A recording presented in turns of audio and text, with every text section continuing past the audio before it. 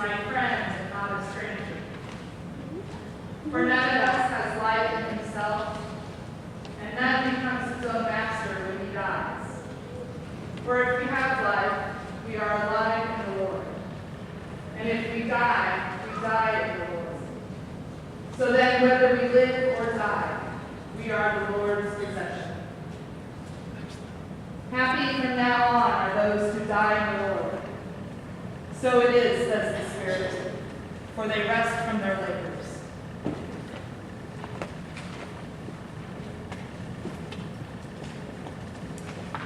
Good afternoon. On behalf of Gwen's family, I welcome you to the Church of the Epiphany. We're glad you're here to celebrate Gwen's life and to be a support to her family. Please join us in the hymns and in the prayers.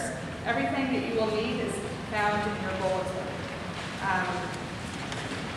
Immediately following the service, there will be a reception in the Bishop's Hall, which is the large room with glass doors on this side of the parking lot. It should be fairly easy to find, and that's where you'll be able to greet the family. So when the service is over, we'll head out, and I'll walk out with the family, and then you can follow us and meet us over in the Bishop's Hall. And now please join me in singing hymn number 688, found in your bulletin.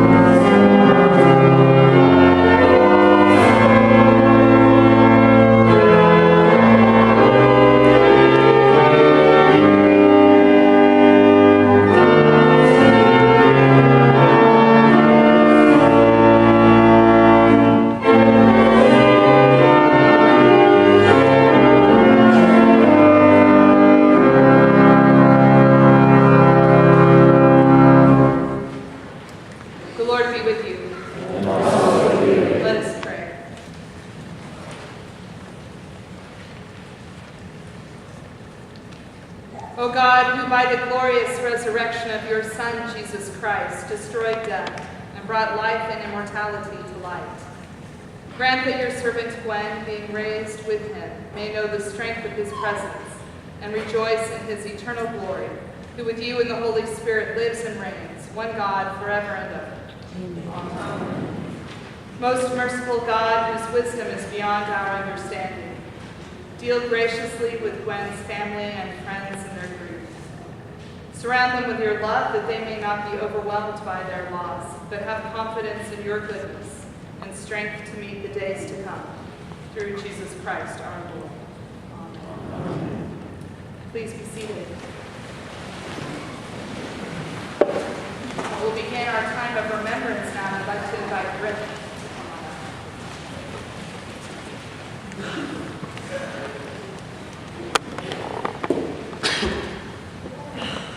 Hello. Thank you all for being here. I'm Ricky Huffer, Gwen's son, or to many of you, simply Ricky. My mother touched so many lives in so many ways, and knowing you were all here in person, online, or in spirit would bring her much joy. Having family and friends come together and celebrate, to remember, and to keep celebrating her is what she wanted, and that's why we're here today. Over the last few weeks, I've been recalling a Bantu proverb: you do not teach a giraffe to run. In many ways, my mom was a giraffe. She always held her head high, she always reached for something better, and she certainly stood out in the crowd. And perhaps, most of all, you could never teach her to run. She always lived life at her own pace, and if you tried to speed things up, you likely weren't going to win. In many ways, this could be frustrating, especially trying to get to the airport for one of many family trips throughout my life. Once, when I was about 11, we were so late trying to get to Hawaii as a family that my dad had to drop me and my sister, then just 9, at the curb at LAX airport. He handed me his credit card and said, "If your mother and I don't make it on the flight, take care of your sister." As frustrated as he must have been in that moment, he knew that my mom had spent countless hours with me over the years, wandering around airports, letting me explore, and those experiences gave me the ability, even at age 11, to properly navigate the ticket counters, get through what passed for security back then, find a gate, board an aircraft, and get me and my sister off to Hawaii. That was because my mom had spent so much time letting me learn about things that I was interested in, and that included airplanes. I was both excited and terrified, but just before they closed the boarding doors, my parents appeared on the plane. The giraffe had made it. After that, we decided as a family to, well, frankly lie about what time the flight was leaving, so that we could get there with a little bit more wiggle room. It worked out well. We changed our approach, because after all, you do not teach a giraffe to run. Maybe I'm part giraffe too, because of her. Heck, I wrote all of this down just 24 hours ago, just like she would have done. She taught me so many things. She taught me to love learning. To this day, I'll usually pick something scientific or educational on television, Netflix, or YouTube, because she taught me by example to never stop learning. She was always learning.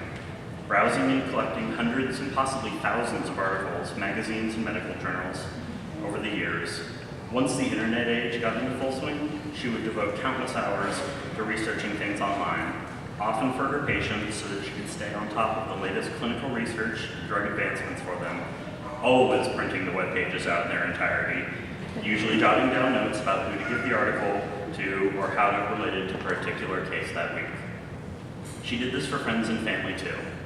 A few times a year, I would get a card in the mail, often for a birthday or just before a holiday, and neatly folded inside would be a magazine article, something she had read and thought I would find interesting. She was right about 50% of the time.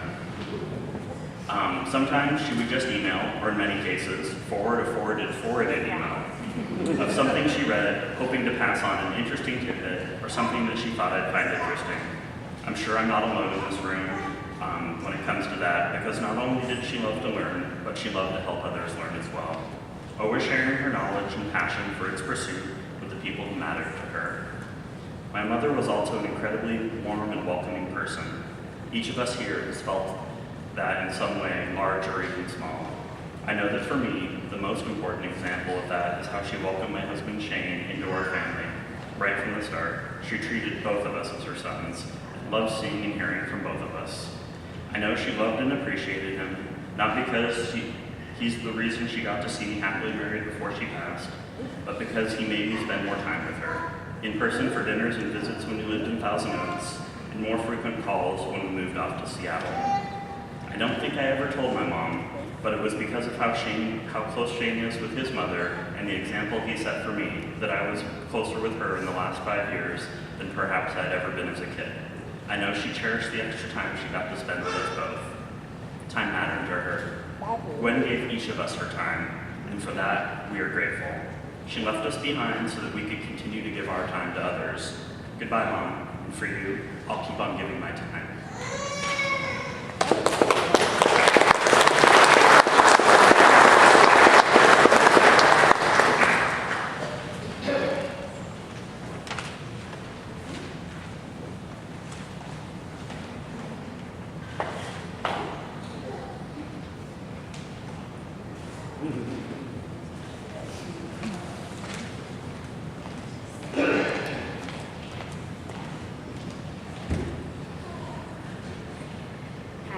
For those of you who don't know me, I'm Robin. I'm Gwen's daughter. This is Ellie, her granddaughter. My mom was an incredible teacher, especially the examples that she set in her life and how she lived it. However, growing up, I always swore I'd never become my mom. I was asked regularly if I'd become a pediatrician like her, and every time said no.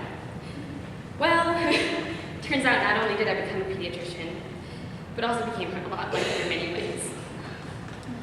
As I've gotten older and gotten to know her even better, I've become very proud of being my mother's daughter. She taught me more lessons about life than I could ever express, so here are just a few of them. My mom taught me to love what you do. She never saw being a developmental pediatrician as a job. It was a calling and it was a passion. When it was easy and when it was hard, she loved her patients. And she loved being able to help them navigate their challenges. I rarely heard about the paperwork, or the hours, or the pay for what she did. I heard about the lives that she hoped she could change for the better. My mom taught me to do what you believe is right, even when it's hard, and it isn't what other people are doing. She stopped in a car accident once, and jumped in to help when everybody else there was hesitant. Even asking people to grab my brother and I, then 12 and 9, to help with CPR, because she knew we knew how to do it. She spent the time she needed with her patients, even when it didn't conform to the typical 15 to 20-minute appointments medicine usually allows. And she made herself available to patients at all hours, not just work hours. My mom taught me to live life to its fullest and enjoy every moment. My mom taught me to consider others' perspectives before judging their lives and actions. I clearly remember my mom responding after having money stolen from her one time. She wondered out loud how much that person must be hurting and struggling that they have felt the need to act that way. She considered others' needs far more often than her own. And she looked for the good in people because she knew it was there even when it was hard to see. My mom taught me to live life to its fullest and enjoy every moment. After her diagnosis, she had an impressive ability of both being at peace with life being finite and continuing to find joy in every single day she had. When we learned she had multiple myeloma, her prognosis was 2 to 4 years. She could have focused on and mourned the moments she might miss, but instead she planned for both her passing and her future at the exact same time. When she was diagnosed, both my brother and I were single. Instead of 4 years, she stayed with us for 9.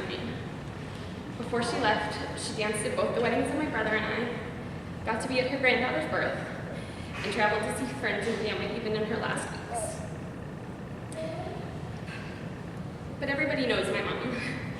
For all the good examples she set, there were a few ridiculous things that she taught by accident that I still laugh about. She taught me that no matter how many mornings you remember to bring your tea with you, you don't get that caffeine jump start if you leave the mug still on the roof of your car. She taught me that you really can burn a pot of boiling water if you